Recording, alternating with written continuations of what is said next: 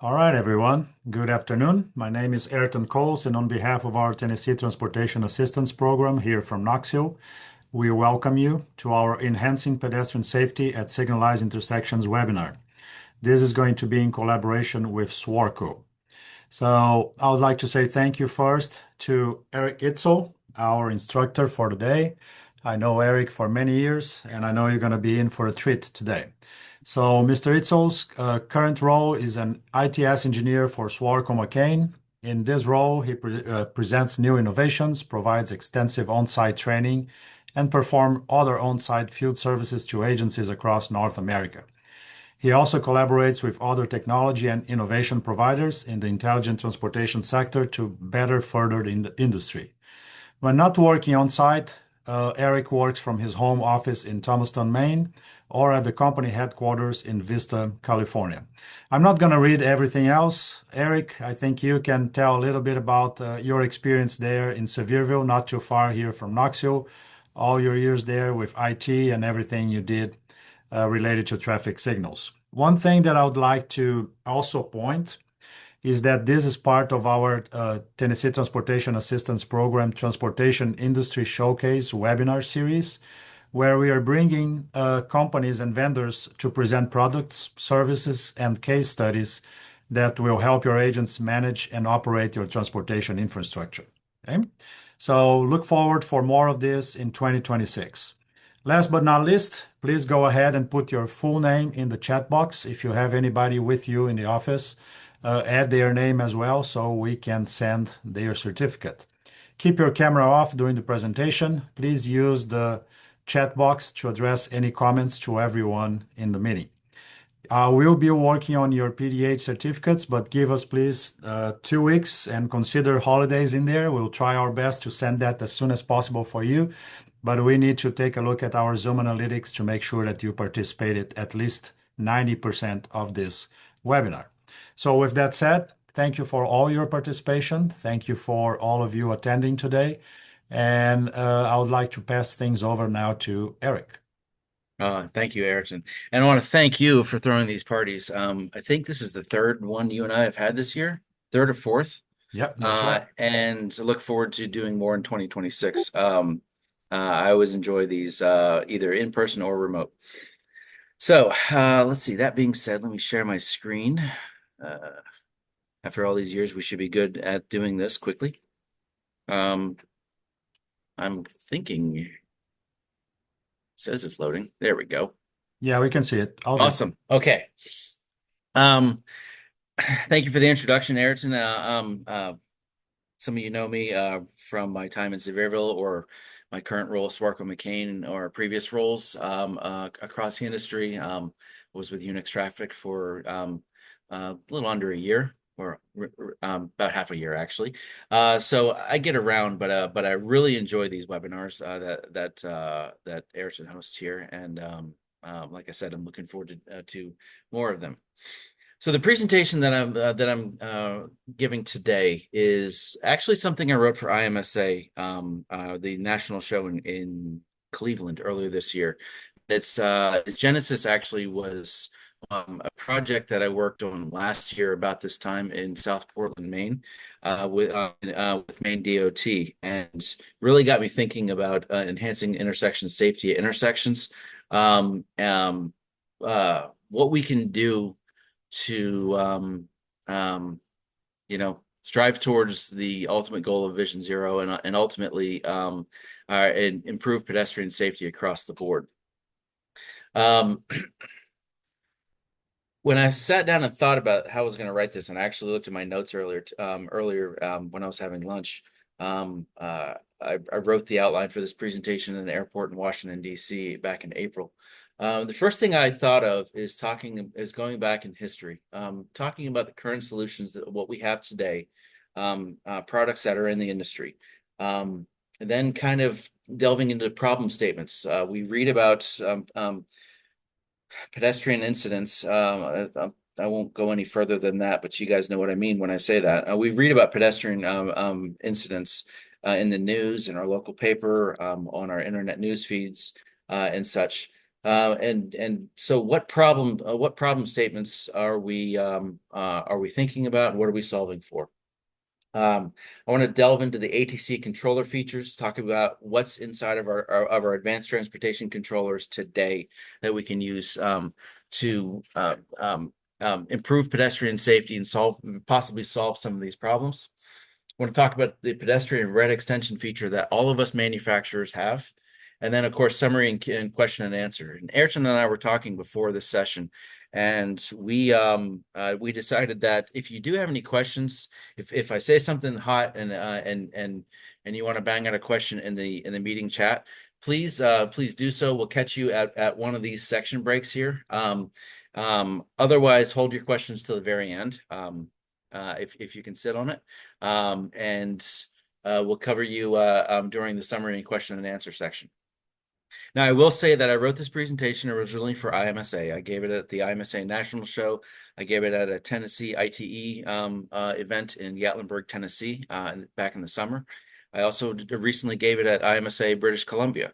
So any products, anything you see in this presentation, this is not a sales pitch. Ayrton and I work really well, and we understand that sometimes you got to throw out some products to talk about or to demonstrate what you're talking about. Sometimes you got to use some screenshots. I'm not selling anything here, so I want to make that very clear. Consider this an IMSA presentation, although Tennessee Transportation Assistance Program is cooler. No offense, IMSA peeps. All right, so let's get started. What can the industry do to get out of the woods on pedestrian safety? First off, before I go there,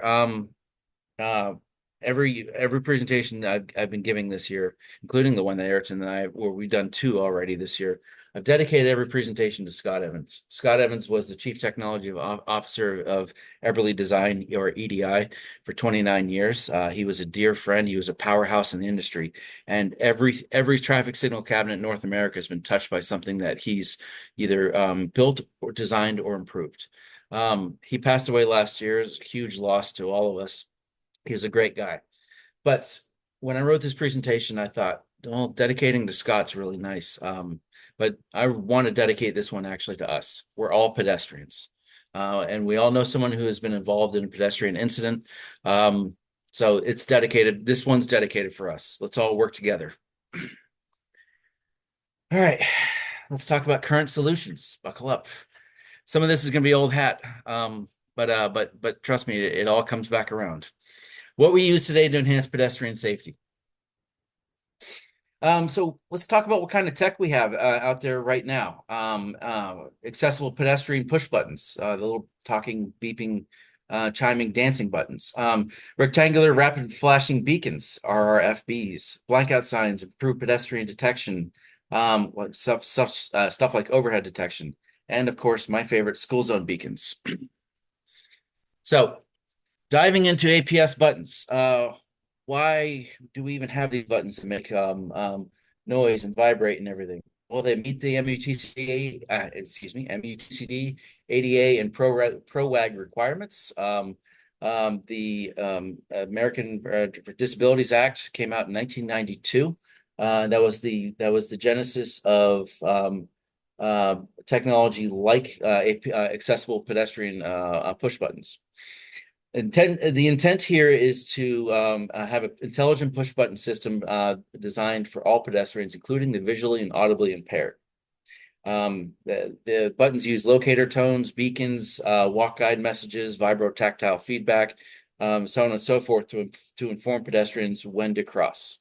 We also have, since these buttons are smart buttons or are smarter technology, we have advanced features such as extended press, analytics from if there's a central control unit, SDLC communications with the cabinet and controller, so synchronous data link communication.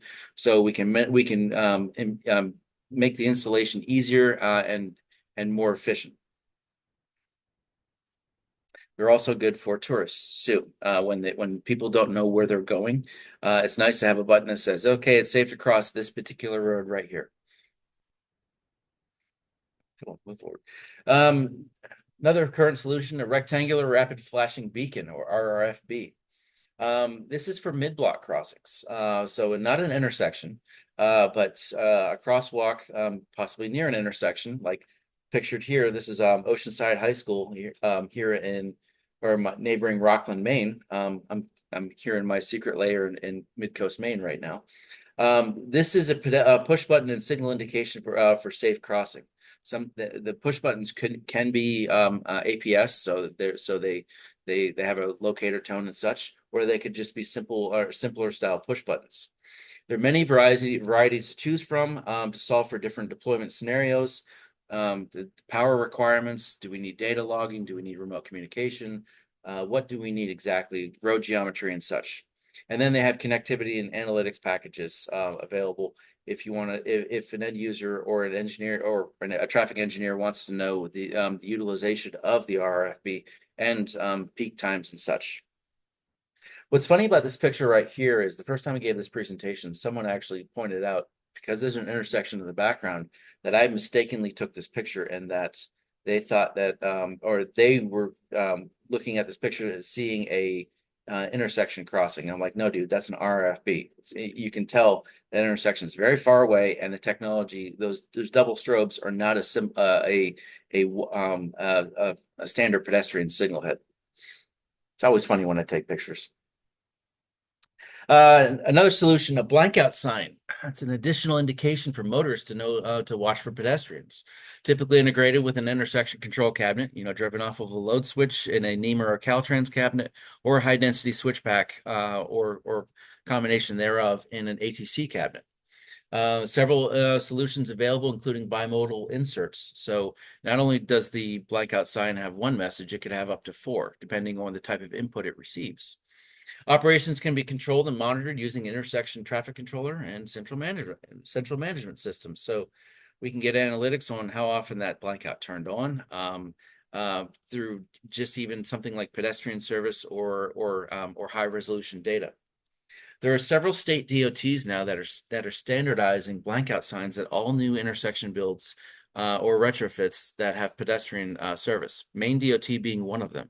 So they take pedestrian safety very seriously up here and at intersections. And now, when an intersection is under new construction or being rebuilt, a pedestrian blankout signs will be deployed for each crosswalk. Improved pedestrian detection. This is where I lump in with the term overhead detection. I know there's a lot of solutions in the industry, a lot of good solutions in the industry for overhead detection. Many advertise pedestrians. Oh, my internet connection's unstable.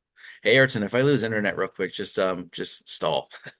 All right. This is Maine. This is Maine internet, so one never knows.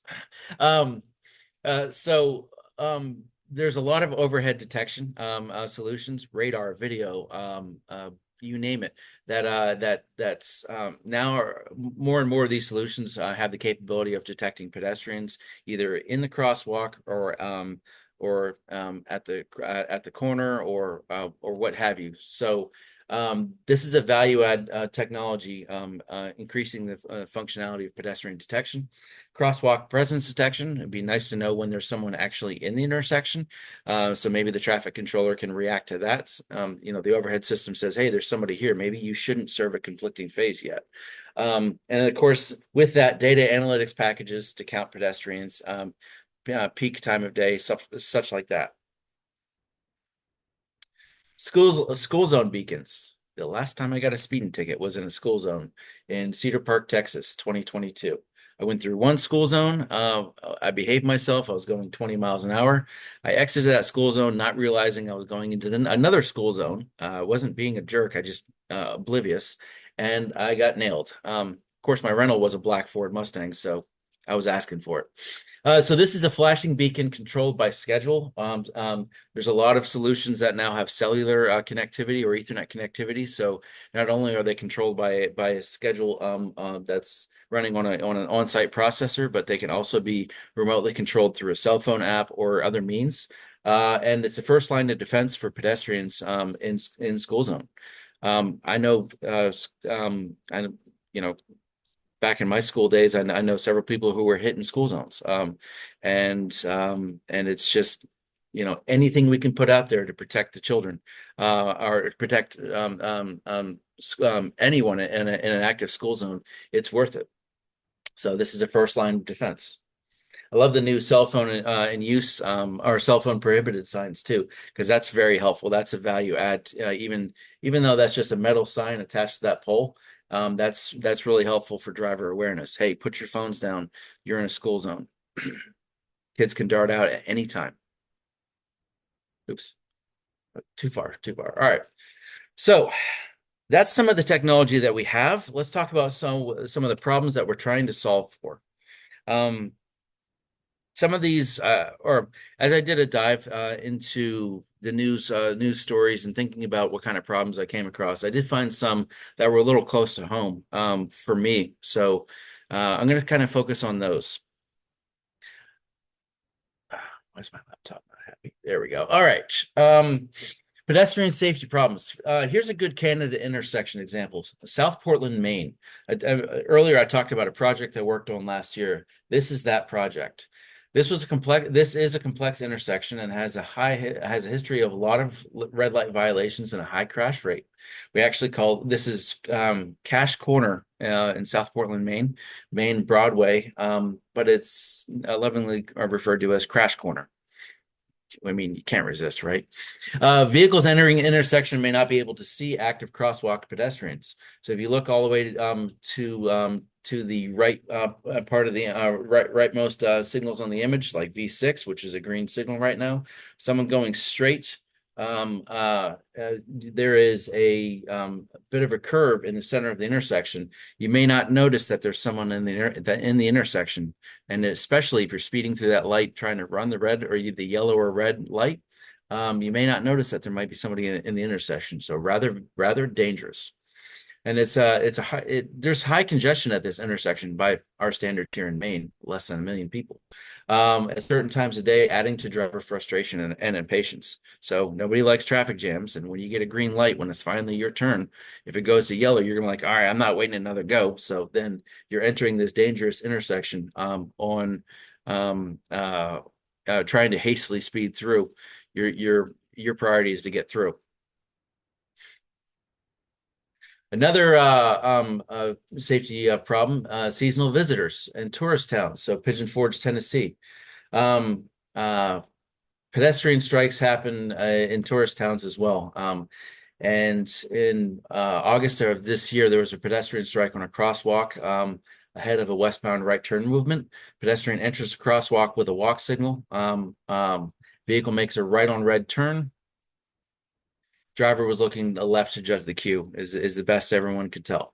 Worst case scenario came true later that day at the hospital. But it was my understanding, reading the articles and such, no drugs or alcohol. It was just a mistake. The traffic controller high resolution data and telemetry showed that it was likely a walk interval. It was likely someone was following their signal and they stepped out off the curb onto the crosswalk because they had a walk sign. So the driver made a mistake and a life was lost. What can we do to prevent this? I don't want to hear, well, nothing could be done because that person was an idiot. No, man, we're in charge of the automation, right? And we're in charge of all the gizmos and everything that we can install at the intersection. This is a problem. Can we solve for this? School zone safety. So this is San Marcos, California. This is 3.6 miles from my headquarters office in Vista, California. This is San Marcos High School on San Marcos Boulevard, which turns into Palomar Airport Road, which my office or my company headquarters are located off of, one block out away from Palomar Airport Road. So around 6:30 a.m. Halloween of 2024, a high school student was struck by a turning vehicle. Again, the worst case scenario came true later that day at the hospital. From what I understand, from what I've researched, looking into this, there was no mention of drugs or alcohol. Multiple factors could have been involved, including intersection geometry, morning traffic, sun in your eyes. Halloween is right around the time of the autumn equinox. Again, surely we can improve intersection safety at the most critical times. It's a school zone, and it's a very busy road, and that's an odd where that little orange arrow is pointing to that crosswalk. That's an odd turn, turning westbound. If I remember my compass directions right, turning westbound onto South Rancho Santa Fe Road. That's a weird turn, but like, what can we do? How much is a life worth here? Surely every time something like this happens, we can go back and evaluate our and think about ways to prevent this. So let's start talking about solutions. Don't want to stay in the problems too long. So ATC controller pedestrian features. So the Advanced Transportation Controller has been the ATC 5201 controller standard was ratified in 2005.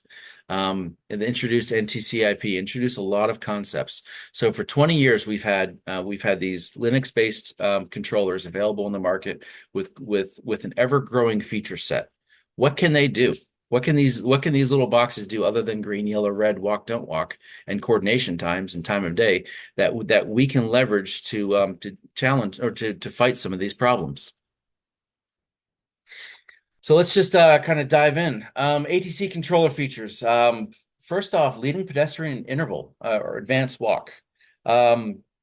Ayrton and I actually, this is my only YouTube experience or my own time ever being on YouTube. Before I left the city of Sevierville, this would be 2019, I think. We created a YouTube video about how to set up a leading pedestrian interval on a McCain controller. That was loads of fun. So leading pedestrian interval, alternate walk and clearance timers, pedestrian overlaps, red extension mechanisms. Let's go through each one of those and talk about how we can use those. So NTCIP calls this advanced walk, by the way. The industry calls it leading pedestrian interval. Bringing up the walk prior to a vehicle interval. So the phase turn on, but with LPI, the walk comes, but the vehicle signal head stays red. All modern AT controllers have this feature. Advanced walk starts at the moment of phase on, so there's no conflicting phases up. Everybody's timed their yellow and red clearance intervals, and now it's time for the vehicle and ped phase to turn on. But the vehicle signal is suppressed for a time. Then advanced walk expires, and then vehicle comes up. Overlap start delay times can be used to ensure vehicle overlaps stay red during advanced walk as well. So we can even even suppress vehicle overlaps for like a right turn overlap, or like, more commonly, signal heads are being driven as overlap objects and not phase objects, and the phases become dummies. So we can use start delay for that to emulate the advanced walk. We can also use delay walk, which is the inverse. Delay walk is the vehicle green comes up and the walk is suppressed for the delay walk duration, and then the walk comes up. This is helpful for the pedestrian to see that, hey, traffic's moving, maybe I shouldn't step out. This feature helps to solve for pedestrian safety with compatible phases. So Main Street phases and Main Street crosswalks, side street phases, side street crosswalks, those compatible movements working together, we can change the relationship between the crosswalk coming up and the vehicle and the vehicle phase coming up. Alternate times in NTCIP version 3 objects. So alternate walk and don't walk are timers triggered by a detector mapped to those times. So I always use an analogy of horse crossing. You have a pedestrian push button 6 feet in the air for a horse or horseback rider. Actually, the horse doesn't know how to push the button, and they push that button and they get a different walk and clearance time than the human push button. That's 4 feet off the ground. But NTCIP introduced other features. An extended press push button time. So time in tenths of a seconds required to activate the extended press timings. So this would be for APS. A visually or audibly impaired person knows to go and hold the push button for 3 seconds, and then they'll get a different walk and clearance time. And MUTCD actually allows for different calculated walk and clearance for APS extended press versus standard press, because the visually or audibly impaired person might need more time to cross the street. Presence detection indicates pedestrian presence in the crosswalk at all times. So this would be a non-locking detector, but this would be a camera, radar, overhead thingy looking down and says, there's a ped here in the crosswalk. Controller, you should probably do something different so you don't bring up a conflicting phase. Non-locking detectors. This is looking at this would again likely be an overhead detection solution, looking at the tactile domes or the pedestrian or the corner, the sidewalk corner where the pedestrians queue up to cross the street. Really good when there's no push buttons, but also good for scenarios where people can't push the push button for one reason or the other. So this is a non-locking solution. So someone walks into that little detection zone, call's placed. Then they walk out because they realize they didn't want to cross the street. The call goes away. So no wasting of time on it, servicing a pedestrian crossing when there's no pedestrians. And then phase steady, ped clear, and pedestrian buffer interval. This is the interval after ped clear where the don't walk indicator is steady prior to the next phase service. This is an MUTCD 2023 object, or this is guidance per the MUTCD 2023. Now, Ayrton, you call this the pedestrian buffer interval here, right? I want to pause real quick because I have a question for you. Yes. All right, actually, so steady ped clear. I've seen that terminology in traffic controllers, but that term is referring to a pedestrian interval. Excuse me, pedestrian buffer interval.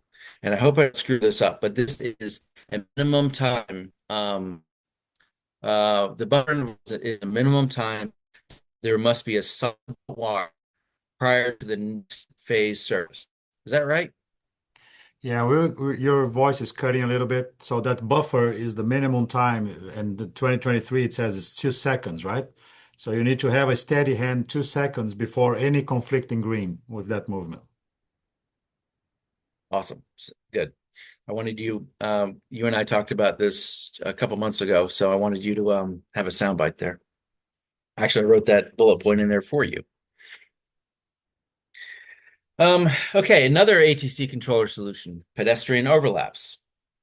So a pedestrian overlap is similar to a phase or a pedestrian phase, but this allows to bring the pedestrian movement up with multiple phases. So just like a vehicle overlap comes on or can come on with multiple included phases, a pedestrian overlap gives you that same option. So for an intersection with complex crosswalk configuration, or perhaps you want to change the way the crosswalks are served by time of day. Sometimes you want to do exclusive ped, or sometimes you want to do barn dance, or just main and side street peds. You can use pedestrian overlaps to change the personality of the pedestrian signals at the intersection. Red clearance extension. Another controller solution. Everyone's controller has this feature. It's a red light running failsafe, originally designed for red light runners, or for not for red light runners, to protect people from red light runners, dynamically adding time to the red clearance. This is a proprietary feature in all of our us controller manufacturers' controllers. But again, we all can do this. This uses a strategically placed detector or zone to identify a vehicle that's about to run a red light. Red clearance time is increased to essentially freeze the intersection, so it's an all red. And many say that this feature rewards bad behavior, but it's already happening. And I would safely give someone a red before I would encourage a T-bone or a pedestrian strike. So what if we could use this to protect pedestrians? You know where this is going. So red clearance extension offerings. I told you I play well with others. So here's some examples. I did a deep dive here. and looked in everybody's firmwares. Swarco McCain, of course, my peeps, red light protect is what we call our feature. Q-free max time or dynamic signals. Think they're interchangeable. Forgive me if there's any Q-freers on here. Red clearance extension. Unix CPAC, red protect, operation mode 8. Econolite EOS, red max extension. Fourth dimension D4, it calls it red hold. Trafficware Patriot, again, sorry if I get the terminology wrong. I think it's V85 or Patriot. Forgive me. Times plus red extension. Oryx Greenwave, I know it's there. I've never been able to find the name of the feature, but I did speak to their VP of engineering. They have this feature does exist. I forgot to update this slide after IMSA. Forgive me. For more information on how to use these, contact your vendor, your channel partner, the controller manufacturer. Ask them how this works. We're all gladly willing to train on this feature. When I gave this presentation at IMSA in Cleveland, my colleague Matt Zinn was in the audience, and I said, Matt, how long do you have some of these features been out there? And he said, well, back when I worked at Siemens, now Unix, he worked there for quite a period of time. He said, we came out with our feature in 2002. So 23 years, controllers have had this feature. We can start using them or continue to use them, I hope. So as you guys might have guessed, I'm going to pause on the PED-RED extension feature.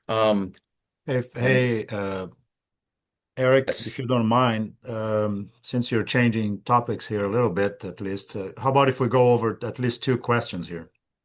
Oh, perfect. Yeah, so Amy is just asking for some examples of jurisdictions using the delayed pad phase, if you're aware of any.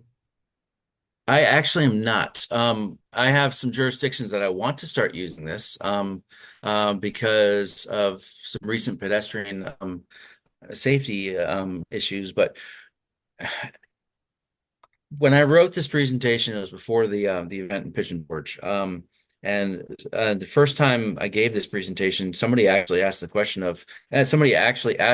of who's using delayed PED or delayed walk, and we couldn't answer it. And this was at IMSA Cleveland, but I see the value in using delayed walk when you have near misses, and there's a lot of that fancy overhead detection now, near miss capabilities. So if you can take that near miss data and then say, oh, well, maybe the pets need to stay put for a few more seconds because we're seeing a lot of near misses. That is my best example right now. I don't have any specific names though. I'd love to see people use it. Yeah, we'll keep an eye on it, Amy, and share that with you whenever possible. Yeah. Do you have any information about rest and walk, or what are your feelings about rest and walk phases, where there is low pad compliance with the don't walk while the parallel vehicle has green? I guess the question is, do you see a lot of agencies on your travels using rest and walk, and when would that be? Use rest and walk typically on main streets. A lot of agencies still are non-actuated on the main street, meaning they have no means of pedestrian detection. Even if they have APS buttons, the APS buttons are not wired back to the cabinet. They're just they just tell you it's time to walk. So most agencies that use a rest and walk feature are resting and walk on Main Street. In Tennessee, back in Sevierville, we actually deactivated rest and walk because the drivers were taught by the pedestrian signals when the green was about to expire. They knew to look at the signal heads, the countdown signal heads, and know that that's how much time they had left, so they'd speed up. So we were like, you know what? Let's turn that off. We have buttons everywhere now, so that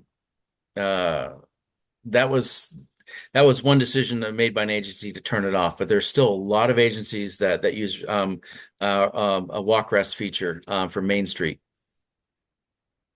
All right, that's it for now. Thanks. Cool. All right. Good questions, though. All right, so let's talk about this PED-RED extension. So this is the 88 miles an hour moment for pedestrian safety at signalized intersections. I said that based on what we did last year up here. This was a really cool thing. So let's think about how we could use the red extension feature that's already in the controller for pedestrians. We already have the controller red extension. We already have controller logic. So if we need to bend the will of the controller, we have logic to do that. Every single one of those controllers I mentioned a couple slides ago have a logic package. And we have time of day. So even if someone says, well, we don't want to use this feature all the time, maybe we just want to use it for school zones, we say, okay, we'll program the time of day clock to turn that on only for school zones. That's why we have special function outputs and such. Also, we have detection, head buttons, overhead detection. We got plenty of ways to determine if a pedestrian is waiting to cross.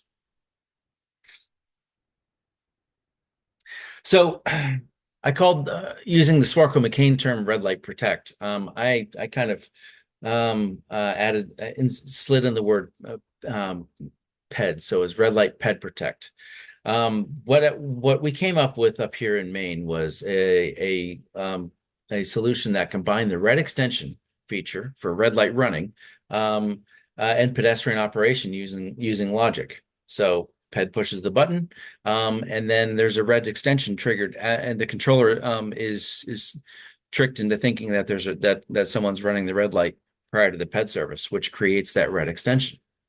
I use two sets of logic statements, one to create a latch for when the PED button's pushed, and the other one to execute the pseudo red light running operation, the red extension prior to the PED service.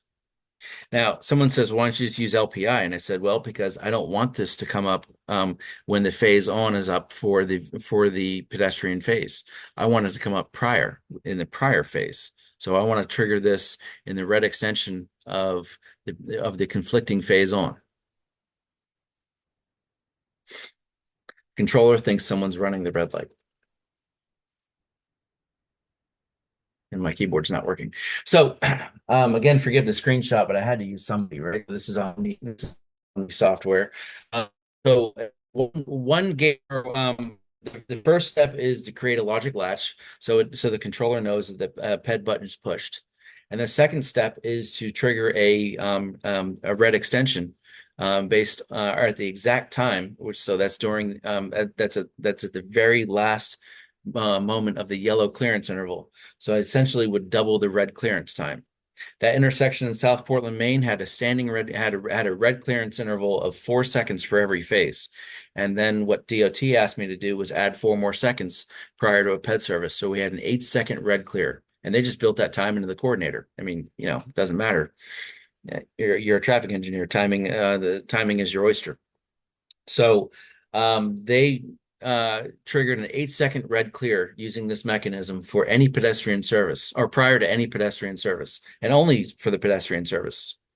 If the detector faulted, somebody whacked the button with a baseball bat, then the failsafe was engaged to disable that feature. Unfortunately, a broken button's a broken button. We can't solve necessarily for damaged hardware. We have to, these kind of innovations require everything to be working. Now, the trick about this is they had the controller, they had the buttons. So it didn't cost anything. This was just configuration.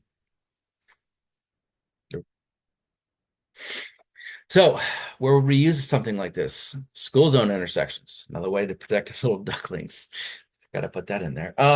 So set up the red PED extension using strategy and logic. Use time of day. So you can say, all right, well, we're only going to activate we're only going to allow this feature to be eligible during school zone times or whenever we say it's okay. Oh well, school got out early today. Activate the plan.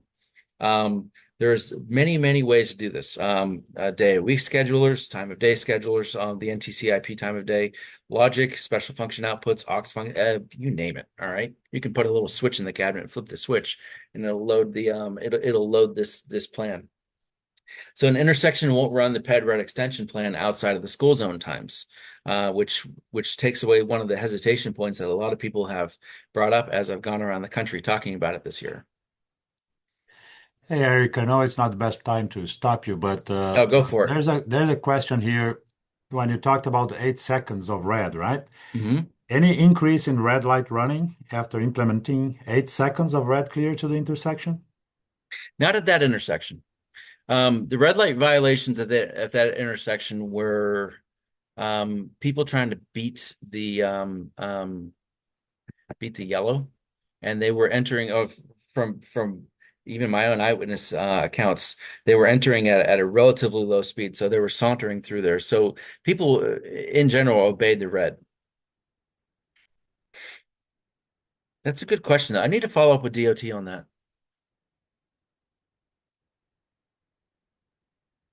Hi, Brett, by the way. Hmm. Um, so here's an example, and to my knowledge, the only one that's doing this anywhere. Again, that intersection in South Portland, Maine. We did this. We did a cabinet repair and timing update and rephasing last December, about this time of the or last week this time, or a year ago last week. It's a cold, snowy, really nasty day, so super fun. Um, like I said, the main DOT timing set a 4 second red clear for all phases, all approaches, and then the pedestrian mechanism added 4 more seconds prior to a red clearance, or provide prior to a pedestrian event. Too many words. Um, so that's immediately was a safety mechanism that pedestrians previously didn't have at this relatively wonky intersection. So let me try to rephrase that just to make sure that I understood what you guys are doing. So you program the intersection. If there's no pedestrians pushing the button, you're going to have a 4 second red clearance, correct? Yes, yes, Somebody pushes the button, it's going to add an extra 4 seconds with the idea that I'm going to make sure that everybody is stopped before I get the walk for the pedestrian, correct? that's absolutely correct. And that extra 4 seconds is or comes up before the pedestrian service. So like for example, you push the button and then your there's three more phases to be served before the pedestrian phase. That 4 seconds doesn't get triggered until it's the phase yellow clearance interval, or the phase that is prior to the pedestrian phase is actually served. Awesome. Okay. Yeah. I gotta admit, my brain's a little fried after this year. So this is my second to last presentation for the whole year. Can you guys tell? Um, so we put this in a year ago, and it's still running. I'm still looking for more of these, by the way. So cost considerations. What's required and how much will this cost to implement? Well, most intersections today have an ATC controller. Um, most intersections today have push buttons. And time is one of our most precious commodities. Everybody in our industry, no one has any time, but we can find time to do something like this. We already own this equipment for the most part. Agencies likely have the capabilities. It just takes the effort. So what's next? Vision Zero, keeping the conversation going. Hey, Eric, well, Yes. two more questions. Sorry, Oh, I know I'm interrupting you all the time. So what's the reason for the 4 seconds? Is that something that engineering there at Maine looked at yeah. the size of the intersection and added 4 seconds, or there's just a Size of the number? intersection. So in this graphic here, I'll give you a little rundown. The intersection to the right. Well, this is all one ATC cabinet. It's 32 channel ATC cabinet. I think we're using 20 channels, if I'm not mistaken. To the right, that's Broadway in Maine. And I always get this wrong. Broadway is the one that's kind of diagonal, going from the northwest, and then down to the southeast. Maine is going east-west. So that's four PEDs, crosswalks. As you can tell by the Google Maps, the crosswalks look a little worn. They still look like that. I took this picture. This is a 2024 picture. 8 phases. and then a weird little driveway right there. So red clear. So everything in the middle of that intersection between all of those signal heads in my little cyber cabinet picture here, that's the center of the intersection. So DOT calculated 4 seconds because of the massive size of the middle of that intersection and the oddball geometry. And then to the left, those four signals at Rossetti and Rummery, those are overlaps actually driven. They're basically half cycling, but they're serving they're overlaps in the cabinet, but they're half cycling what's happening to the right at Main and Broadway. So there's one more question just for folks to get this very clear and understand how it's working. My understanding, the extra 4 seconds is only added once you have a pedestrian push button activated. Correct. But Vera is saying, does the extra 4 seconds get activated only if there is active detection on conflicting vehicular movement? I don't think it has to do with anything with vehicles, right? It's just the activation of the pad. That is correct. The only trigger point for the 4 second extension is a ped button. The under going under the hood on this, you push the button. The controller sees that momentary input, just like all controllers do. Beep beep. But then a logic gate or a controller logic creates a second latch, and then it's standing by, waiting to call a red light running vehicle detector, a dedicated detector, out of the 120 or 64, how many detectors the controller supports. It's waiting to call that detector at the exact right moment, which is at the last moment of yellow clearance. So I get the 0.1 seconds of yellow clearance as it's timing down. Then I've got that 4 seconds assumed of a red clearance.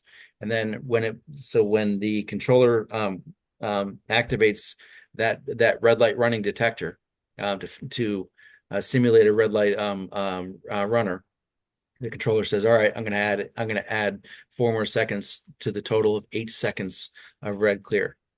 That's the way we did it with, of course, the Swarco McCain solution, but everybody's solution has that kind of capability. So vehicle detectors don't matter. I'm using a PET detector and a pseudo vehicle detector, or just an input. Thank you, Eric. Yep.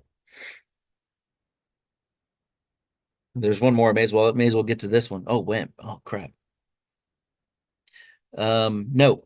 All right. So Neil, which vehicle phase loses the extra red extension? The one prior or next? The red extension is added dynamically, so that's that dynamic all red extension phrase that's going around the industry now. The red extension is added dynamically. No one's losing any time. The controller's saying, "All right, let me add more time in." Eventually, since we're running coordination, the coordinator would have to go into a transition to make up the time. But 8 seconds was added into the split already, because you can't have more than one PED service. You can't have a multiple trigger of this red extension. You only get one shot here. So the 8 seconds was built into the chord plan for each PED phase, or for I forgot how Curtis did it, but he solved for this with the coordinator. And then David asks, does the 4 seconds of red extension steal time from the next phase or trigger a short transition if coordinated? No, it doesn't, because the timing plan was built to accommodate that. Now, if it was regular red light running, we just had street racers and we had just regular red light extension detectors. Yeah, we would have that. Eventually, you'd have a transition event, because you just keep hammering or keep triggering a red extension. But in the pedestrian case, there's only one there's only one quote red light infraction prior to the pedestrian service, which was triggered by this logic. No, I'm going to say it's not my fault I'm behind now. I only got a few more slides anyway. All right, so let's talk about what's next, considering Vision Zero and keeping the conversation going. Use cases, school zones, dangerous intersections, tourist areas. All three of these are extremely vulnerable for red light running when we have high pedestrian traffic. Talked about school zones, talked about dangerous intersections.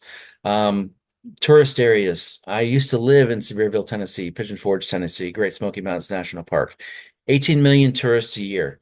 A lot of those people don't know where they're going. And they're there on vacation. They're not there to study the traffic engineering, so they can make mistakes. So anywhere where we have vulnerabilities to pedestrians, we may want to think about what the controller can do to help protect them. And if you don't mind, I'm going to hold that question till the very end because I only have like two or three more slides. Oh, two more slides. So Vision Zero considerations. Are we out of the woods? So, can all of these things fix all of these problems? Um, Personally, I don't believe in the concept of Vision Zero. Confronting the brutal facts, I believe in Vision 00001. All right, we're gonna have freak accidents, freak incidents, trees falling on a vehicle, moose, which I lost a bet to my typewriter, which is why the graphics in here. Sun blinding motorists. Um, the worst of the worst just happened here in Maine. A bus ran over a ran over a school kid getting off of the bus, and it was a freak accident. Um, I'm sorry, my opinion, which I don't mean to challenge anyone or anything like that, but the act of God concept, we have, that's going to happen, but it's our job to leverage everything that we have to maximize safety. I don't I want to see Vision Zero. I just don't know how to do it unless you cover everybody in Iron Man armor. We're in this together. I mean, how much is a life worth? That's the thing right there. What can we do to roll up our sleeves and tackle this problem? All right, with that, does anybody have any questions? You Um, wanna, Eric, I'll start. You wanna comment a little bit on that article we read on the Washington Post that you mentioned to me? yes, actually, so last week I was flying to Florida, reading the Apple News on the plane, and Ayrton, you happened to email me just a reminder about this, and the story I was reading, I was already thinking about you there, but the story was, have we failed at Vision Zero? The premise of the story, it was talking about an agency in California that the city went in there and they made a whole lot of changes to the roadway, the road network, to accommodate for pedestrians. And then the motorists rebelled and they said that the road is more unsafe and there's more congestion and such like that.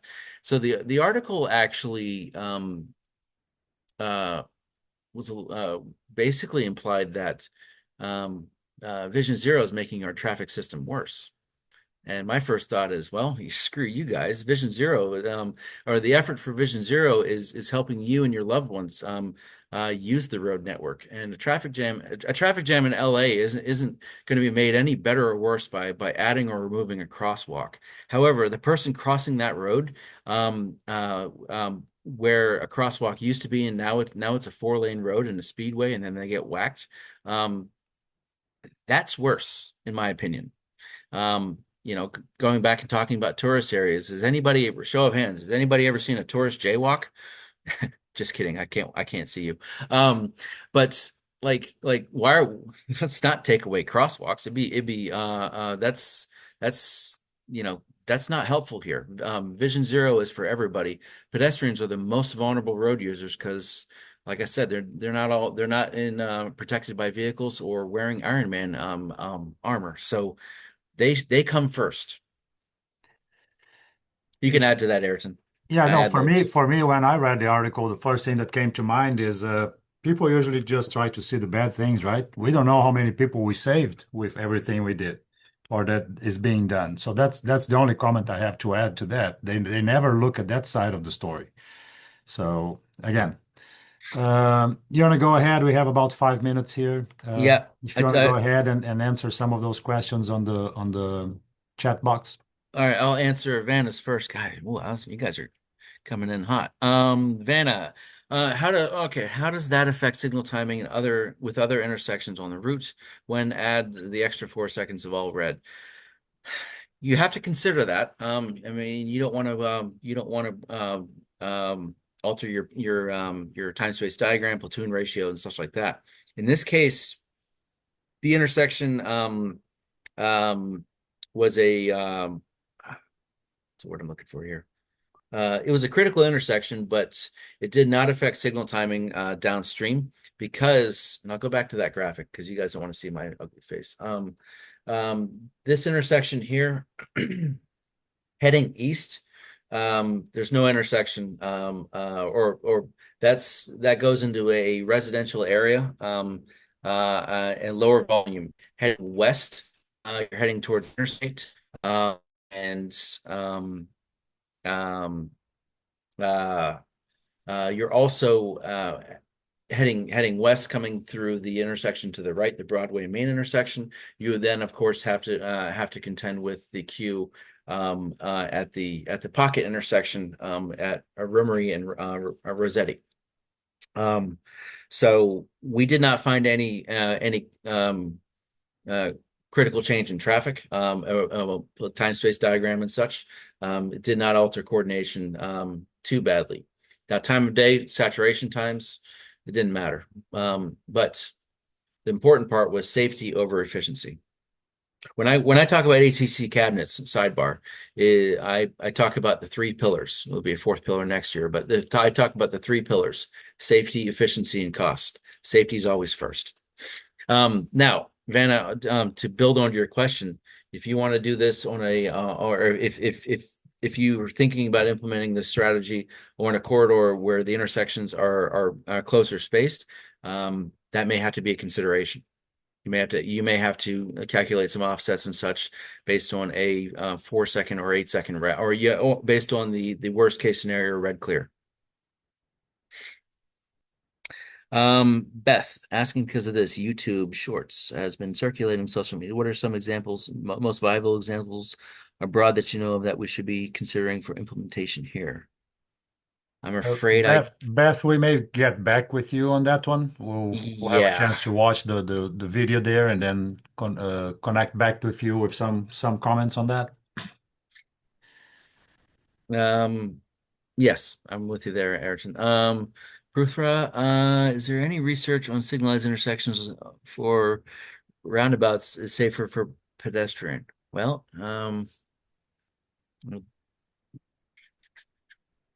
Again, we can get yeah, back we can we get can back get on back that. on those. Some of these questions we'll have to spend a little bit of time. I can say DuPont Circles right there on it's on my wall right here. That's an intersection with a lot of pedestrian crossing and it's non-actuated. Aaron, what are some good options for airports or high volume one-way vehicle traffic and multiple crosswalks for traveling pedestrians? The roads are not signalized. I'd say RRFBs and crossing guards myself. That's coming from not an engineering perspective, but a um, um, experience. I go to a lot of airports and a lot of high traffic areas. Um, and sometimes you got to go full belts and suspenders and have a crossing guard with a whistle, like that cool guy down in Atlanta. Keith, what about construction zones on main roads in town? That's a case by case basis. It depends on the traffic, of both vehicle and pedestrian, the level of construction, what technology will be available. So let's say they take out the all of the pony poles, you lose the ped buttons. You might want overhead detection for pedestrians, or you might want to go full on non-actuated. Um, a ped red extension feature will not work on non-actuated crosswalks because there's no way to tell the controller that there's a ped there. It runs the pedestrian service in a pre-time. William, there's no perfection in anything that is done. Acts of God and other factors will present themselves. Agreed. We can still roll up our sleeves though, at least marker board some ideas. But yeah, fist bump there. For mid-block crossings, what would be the design speed? Oof, I can't answer that. Ayrton, what do you think? On a case-by-case basis? It'll be for RFBs less than 40 miles per hour, 35 miles per hour below. So that's what I'm aware of, and I may have some more experts here in the room that can chime in on the answers here in the chat box. Let me just say one thing. It's 2 p.m. If you need to go, you're not going to be penalized to receive your certificate.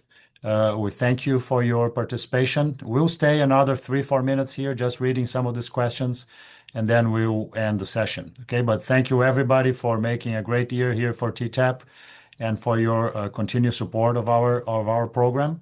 But again, you're not going to be penalized if you don't stay here. All right. So, Eric, you can Yeah, keep on going I there. just want to say thanks, everyone. You've been a great audience. This is actually one of the most interactive sessions I've had when I'm presenting with TTAP. So, keep up the good work, guys. And keep the questions coming. So, and also happy holidays. We're almost there, 2026. All right. Back to the questions. Maxwell, Carter, do you know of any information about pedestrian safety related to people with intellectual disabilities?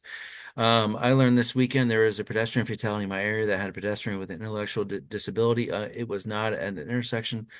I'm interested in looking more into this. Yeah, Let us Maxwell. know. Yeah, I Yeah, mean, I'd like to good, take good that topic. Good really. topic. We can do some Right. research here at our Center for Transportation Research to see if we find anything that we can share with you. So we'll follow up on that one too. Yes, absolutely. Just adding to that real quick. In my paper this morning, there was a story about a pedestrian strike. Luckily, not a fatality, but in a Walmart parking lot. So somebody walking to their car and somebody else had the sun in their eyes, and boom. So like that's a good question, and the takeaway there is let's keep thinking about what we can do to solve for this. Murad, hope I said that right. Apologies if not. How can we get a quick screening of the entire network? Which intersection needs to be prioritized? Oh, that's a good question. Um, I would use high-res data if you can get it, and if you can't, then I'd set up a strategy to start collecting high-res data, and start looking at pedestrian activity, pedestrian delays, those kind of wonderful ATSPM metrics that our industry is gobbling up. Yeah, I'd say Murad, ATSPMs, and I'll just give a shout out to Murad. He's our artificial intelligence guy here that is adding a lot of good things on LinkedIn. So good job there, Murad. All right. Patrick, what would be a good PHP hawk? Would a PHP hawk be a good countermeasure more commonly for mid-block crossings? Yeah. The advantages of a hawk over a RRFB is you get full intersection, or you have a full signal control cabinet, which means you have an ATC controller. It means you have all of the power of the ATC controller, the cabinet monitor unit, high resolution data. So you have more tools at your disposal there. And I'm not again, obviously McCain builds signals, so you guys know what I do, but not dogging the RRFB, but I know agencies that are installing Hawks um, um, at intersections that might become real intersections in the future because they're future proofing it. But then they can also leverage connectivity to a central system, leverage high res data, ATSPMs, performance measures to see what's working, what's not. So Hey, going up, Eric, yes. sorry, let me just go back a little bit on that question about the signalized intersection and roundabouts. Jessica Rich, again, thank you, Jessica, for saying that. She mentioned going to say the CMF clearinghouse source to review. There are several types of countermeasures, and there are links to the research studies that support the CMF. So we'll get back on this and send that to the person that asked. Go Excellent. ahead, Eric. Yeah. I'm looking through the list here. Duh, duh, duh. Think Amber There, has a question about how she can help kids in school crossings. That she had, I have a 6-lane road that children cross daily to get to oh, school. there it is. Yep. The road is 45 miles per hour, no school zone. I have had 2 children hit this year alone. City is finally installing a crosswalk and pedestrian signal. Since this is such a wide road, what else can be done to protect the kids?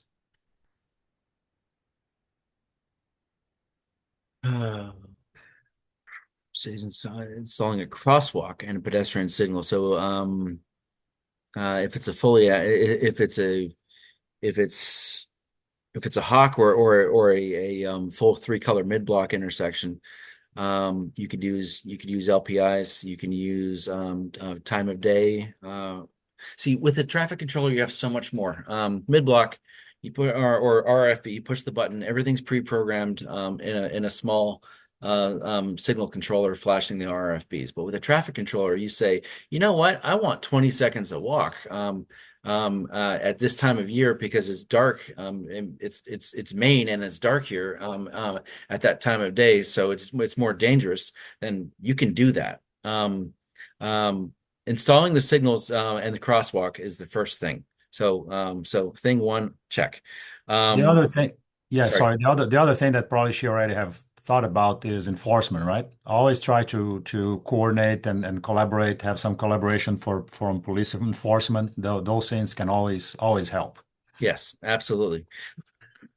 Um, before they built that signal, you didn't have any chance for performance measures, pedestrian counts, pedestrian delay reports, anything like that. You build a signal there, you put a traffic controller in the mix, and maybe give it a little bit of communication with a cellular modem or something like that.